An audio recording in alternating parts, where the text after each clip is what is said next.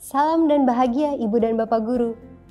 Dalam pembelajaran, Ibu dan Bapak Guru tentu menggunakan berbagai metode untuk menyampaikan materi dan untuk mengembangkan kompetensi para murid. Tapi, pernahkah Ibu dan Bapak menghadapi situasi di mana para murid menguasai materi ajar dengan baik, namun masih mengalami kendala dalam menggunakannya secara kontekstual dalam memecahkan masalah sehari-hari? Mari kita ikuti percakapan para ibu dan bapak guru berikut ini.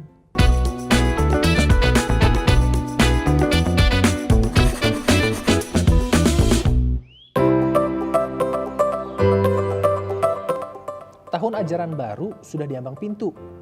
Pak Arif dan Bu Tri sudah mempersiapkan program pembelajaran seperti apa? Saya penasaran. Biasanya Pak Arif dan Bu Tri sering punya inovasi baru yang menarik dan efektif mengembangkan kemampuan para murid. Sebenarnya saya sedang punya pertanyaan besar. Apakah yang saya ajarkan sekarang akan bermanfaat bagi para murid kelak? Mengingat begitu cepat dan pesatnya perubahan di dunia saat ini. Betul, Pak.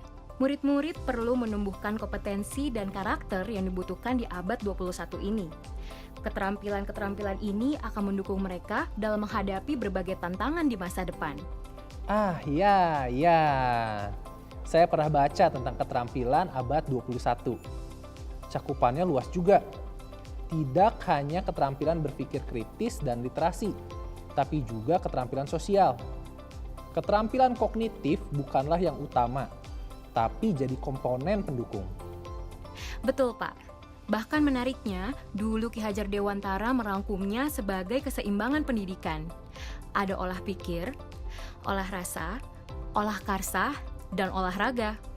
Keempatnya sama penting dan erat berkaitan. Perlu ditumbuhkan bersamaan agar murid bisa berkembang dengan utuh.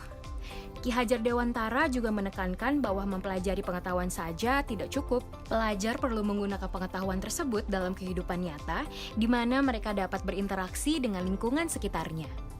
Sebagai guru, apa yang bisa kita lakukan agar program pembelajaran kelas kita bisa membangun kompetensi dan karakter tersebut ya Bu? Saya sedang belajar tentang proyek penguatan profil pelajar Pancasila nih Pak. Program apa itu Bu? Saya rasa program ini menarik. Kita dapat mengajak murid untuk belajar melalui proyek dengan tema dan isu yang beragam. Sehingga murid-murid dapat mengembangkan keterampilan dan kompetensi abad 21 seperti yang kita bicarakan tadi. Karena sebenarnya sudah lama saya juga ada pertanyaan, kompetensi murid seperti apa yang ingin dihasilkan oleh sistem pendidikan Indonesia? Berarti program proyek ini membantu murid-murid kita untuk menjadi pelajar sepanjang hayat yang kompeten, berkarakter, dan berperilaku sesuai nilai-nilai Pancasila ya? Betul Pak, sesuai dengan tujuan profil pelajar Indonesia yang ingin dibentuk, profil pelajar Pancasila. Profil pelajar Pancasila ini akan mencakup 6 kompetensi dasar yang dirumuskan sebagai dimensi kunci. Masing-masing dimensi berkaitan erat dan saling menguatkan. Dalam pelaksanaannya, ke-6 dimensi ini dikembangkan bersamaan, tidak parsial. Apa saja dimensi yang ada dalam profil pelajar Pancasila? 1. Beriman, bertakwa kepada Tuhan Yang Maha Esa, dan berakhlak mulia. 2. Berkebinekaan global. 3. Bergotong royong. 4. Mandiri. 5. Bernalar kritis. 6. Kreatif. Wah, kelihatan ya. Ke-6 dimensi di atas menunjukkan bahwa profil pelajar Pancasila ini tidak hanya fokus pada kemampuan kognitif, tapi juga sikap dan perilaku sesuai jati diri bangsa Indonesia sekaligus warga dunia. Para murid pun akan membangun kemampuan berpikir dan bertindak konstektual untuk memecahkan masalah. Lalu, bagaimana bentuk pelaksanaan program ini, Bu? Bentuk kegiatan pembelajaran adalah proyek atau disebutnya proyek penguatan profil pelajar Pancasila. Dalam praktiknya, proyek ini merupakan pembelajaran lintas disiplin ilmu untuk mengamati dan memikirkan solusi terhadap permasalahan di lingkungan sekitarnya. Kalau begitu, proyek ini didesain agar murid dapat melakukan investigasi, memecahkan masalah, dan mengambil keputusan ya Bu? Berarti murid juga bekerja dalam periode waktu yang telah dijadwalkan untuk menghasilkan produk dan atau aksi ya? Betul Pak, sudah lebih kebayang ya Pak? Prosesnya adalah serangkaian kegiatan dengan cara menelaah suatu tema yang menantang konteksnya. Wah, menarik banget Bu.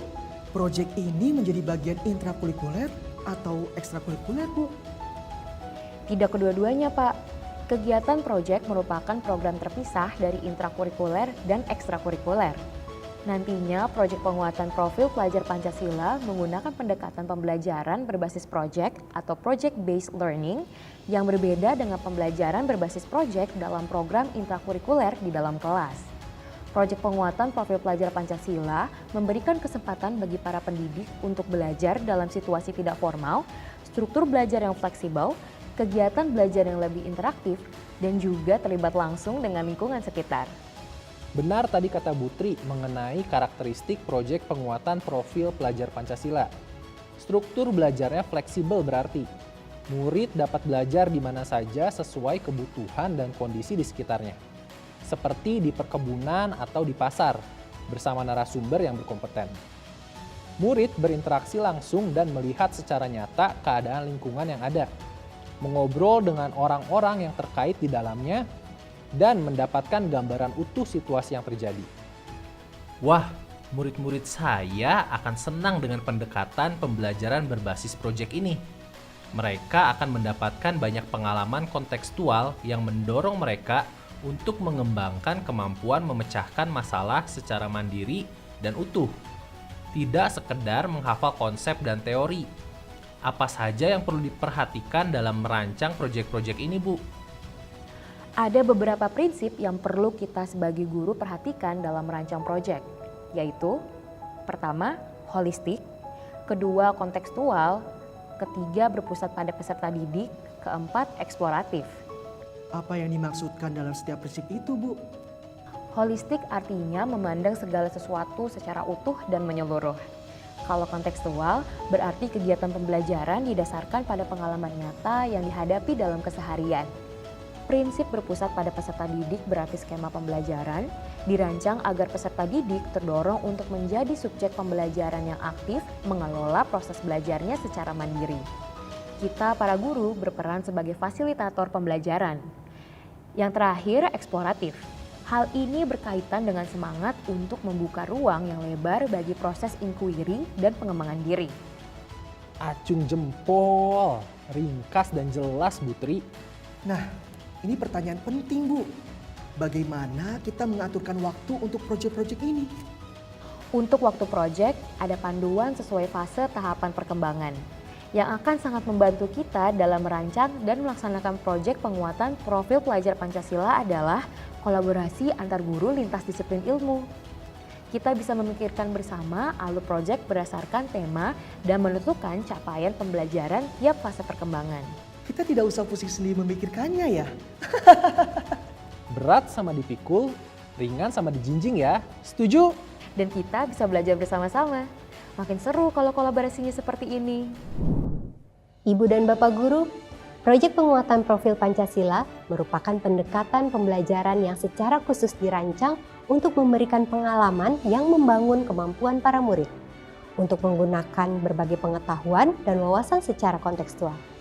Setelah menyimak pembicaraan para guru tadi, hal apa saja yang ingin Ibu dan Bapak Guru dalami lagi, sehingga dapat merancang dan melaksanakan pembelajaran berbasis proyek untuk penguatan profil pelajar Pancasila? Kita akan pelajari dan perdalam semua hal yang berkaitan dengan proyek penguatan profil pelajar Pancasila pada materi-materi selanjutnya ya. Salam dan bahagia!